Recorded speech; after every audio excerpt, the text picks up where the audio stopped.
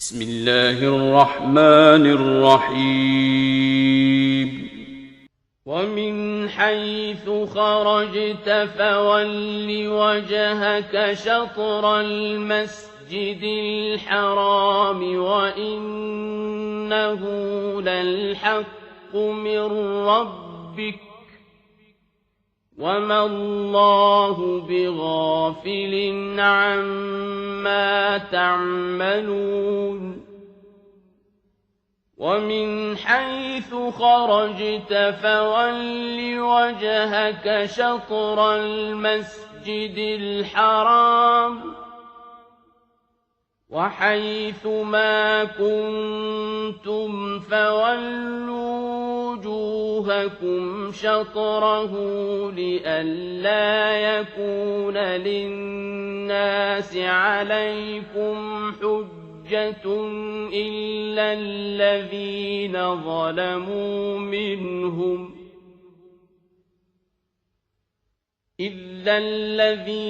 ظلموا منهم فلا تخشوهم واخشوني ولأتم نعمتي عليكم ولعلكم تهتدون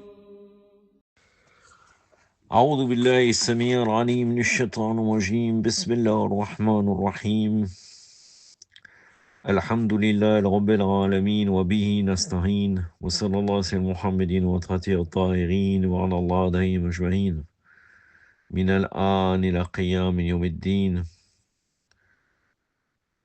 Amin Rabbil Alamin. Allah subhanahu wa ta'ala nous dit dans le Saint-Coran, je vais vous traduire donc au début la traduction qu'il y a sur le Mufassir, et après je vous donnerai celle d'Abul Qasim Fakhri, parce que malheureusement, il paraphrase souvent le tafsir, la traduction, le Mufassir. Donc là, quel que soit donc la sourate Al-Baqarah, versets 149 à 150, quel que soit le lieu, la ville, donc là il a mis entre parenthèses la ville ou la localité où vous vous trouvez au moment de la prière, tournez-vous vers la direction de la mosquée sacrée. Cet ordre est la vérité de la part de ton Dieu, et Allah n'est pas inattentif par rapport à vos actes. Quel que soit où tu te rends, oriente-toi du côté de la mosquée sacrée, quelle que soit votre position, tournez-vous vers elle, afin que les gens en dehors des injustes opiniâtres, donc là entre parenthèses, n'aient pas d'argument contre vous. Entre parenthèses, qu'elle a écrit dans les Saintes Écritures d'avant qu'il priera dans deux directions. Ne les crains pas, ne crains que moi. Ce changement de qibla est intervenu pour que mon bienfait s'accomplisse sur vous. Peut-être seriez-vous guidés.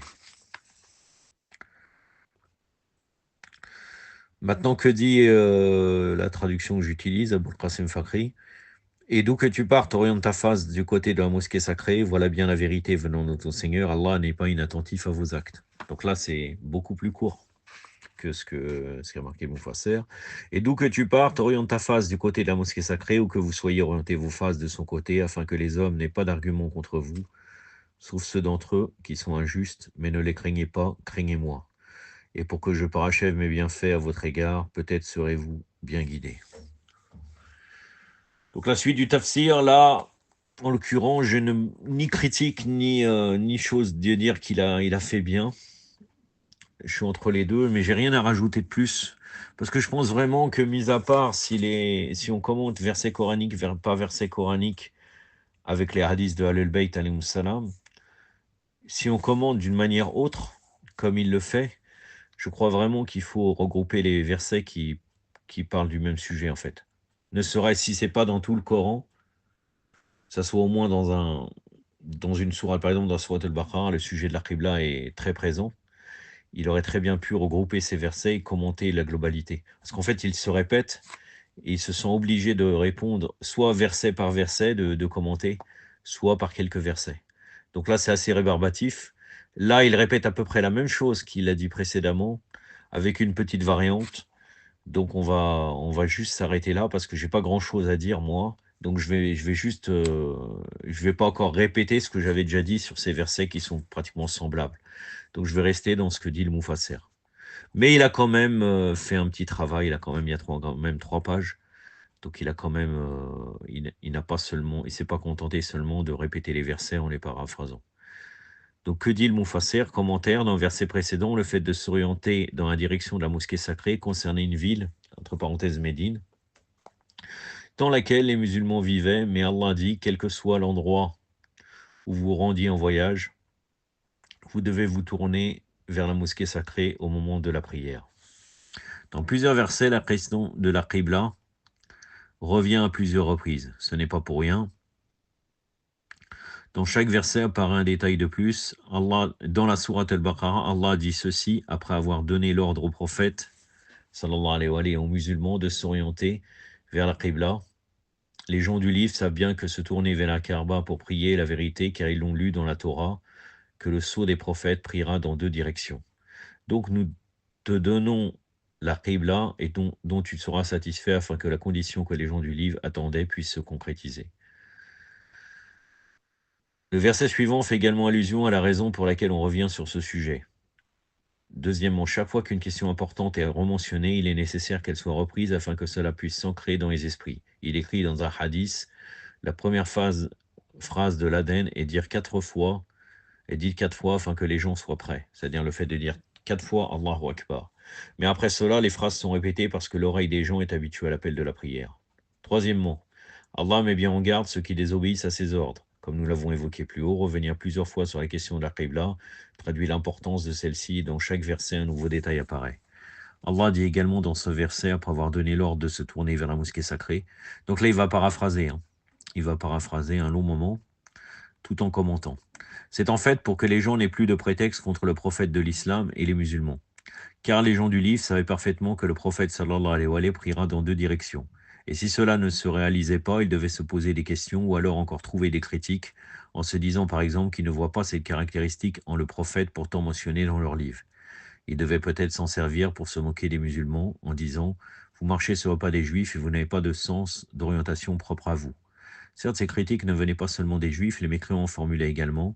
Ils se disaient par exemple, si Muhammad, Allahumma salli ala Muhammad wa ali Muhammad wa lajal farajahum wa la'anadahum, prétend suivre la religion d'Ibrahim, pourquoi ne tourne-t-il pas vers la maison qu'Ibrahim alayhi salam a construite pour y prier?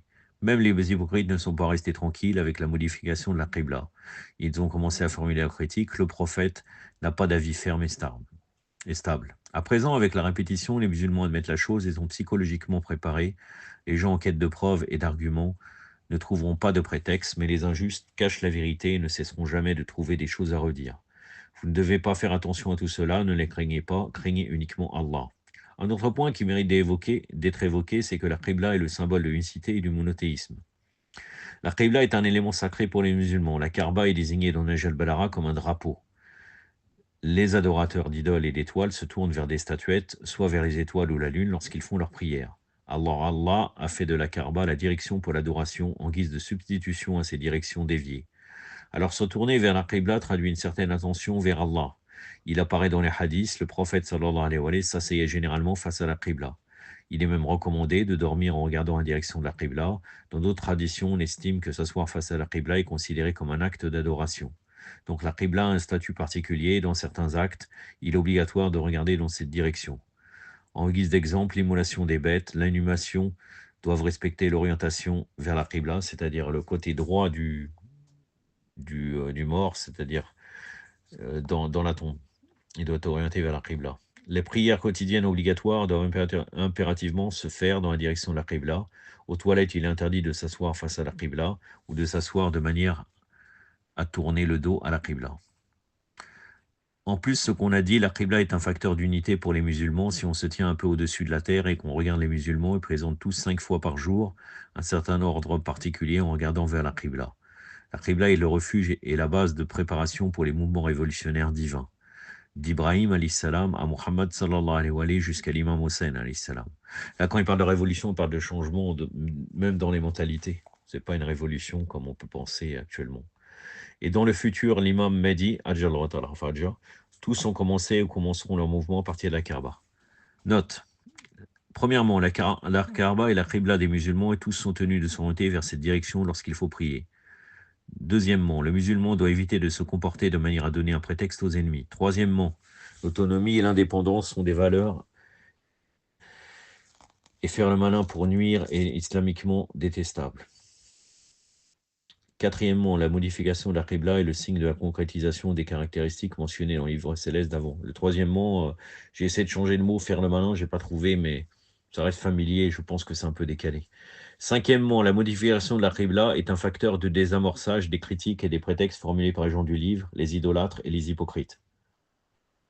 6. Il n'est pas acceptable de garder le silence face à l'injustice. 7. Nos ennemis ne constituent pas le plus grand danger pour les musulmans. Le vrai danger est dans le manque de piété et de crainte d'Allah. 8. La détermination de la Qibla pour les musulmans en particulier constitue l'accomplissement de tous les bienfaits d'Allah sur eux. 9. La détermination de la Qibla, plus particulièrement prier en regardant vers la direction de la mosquée, constitue un facteur de guidance pour les musulmans. أكتفي بهذا القدر وصلى الله على محمد وأترته الطاهرين والسلام عليكم ورحمة الله